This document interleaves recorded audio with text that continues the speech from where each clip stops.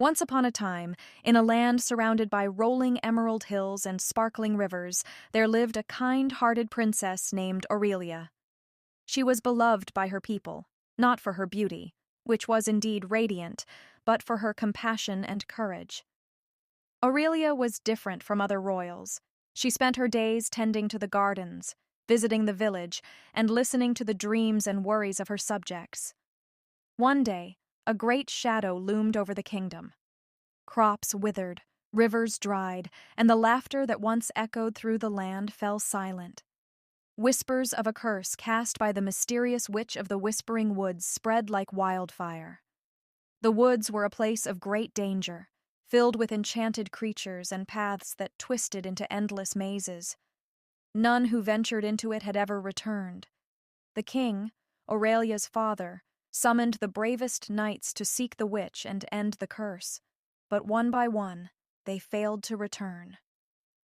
Seeing her people suffer, Aurelia decided to take matters into her own hands. Against her father's wishes, she donned a simple cloak, packed her satchel with bread and water, and set off into the Whispering Woods. As she entered the forest, the air grew colder, and the trees seemed to whisper her name. "Turn back, princess," they murmured. But Aurelia pressed on, her heart steady with determination. Along the way, she encountered a wounded fox with fur as brown as oak. "Please let me help you," she said gently, bandaging its paw with a piece of her cloak. To her surprise, the fox spoke. "Thank you, kind princess. I am Willow, a guardian of this forest. Your kindness will be repaid." Willow decided to accompany her, guiding her through the maze-like woods. Deeper into the forest, they came upon a shimmering lake where a flock of swans wept silently. "What troubles you, dear swans?" Aurelia asked.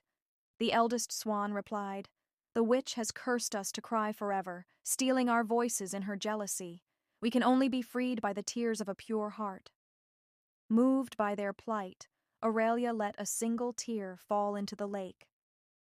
As her tear touched the water, the swans' voices returned, and they sang a song so beautiful that the forest seemed to glow. At last, Aurelia and Willow reached the witch's lair, a towering tree twisted with black vines. The witch, an old woman with eyes like burning embers, emerged. "Another fool to challenge me," she sneered.